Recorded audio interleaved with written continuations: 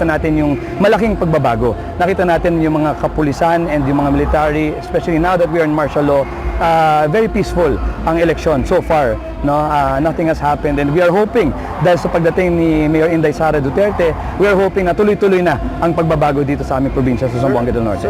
No, I want to clarify, no, as Mindanaoans mismo, we no. No. Martial law does not correlate to war or anything. No, ever since martial law has happened here, I was part of Congress also. I was part of the extension, no, approving the president to extend martial law twice.